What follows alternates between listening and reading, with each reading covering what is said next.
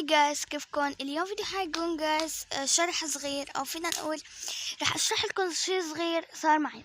اوكي جايز، طبعا امبارحة بالليل كنت ابي العب بالجوال شوية، عشان كذا قمت العب روبلوكس عشان اوكي.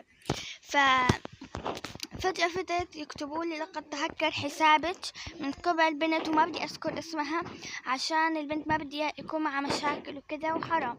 فما الله يسامحها بس على الشيء اللي عملته فيني. كان بجاز 55 رح يوصلوا لي اليوم، لا اكثر من 55 تقريبا، فينا نقول 54 روبوكس. وكنت ابي اجمعهم لل100 جايز عشان اشتري او اصور فيديو واورجيكم كيف وش اشياء كثير رح اشتريها. بس الله يسامحها تهكرت لي حسابي وجايز ضاعوا الروبوكس كلهم. طبعا بهذا الاثناء انا عدت حسابي، نزلت روبلوكس من اول جديد وعملت حساب، هذا هو اسم حسابي، روحوا ضيفوني. والمتابعين اللي استغربوا من وجودي ليش ما عم تفوت روبلوكس او كذا، امسحوا وجودي القديمة وهلا رح روحوا ضيفوني. طبعا اسفة مرة وبحبكم، باي.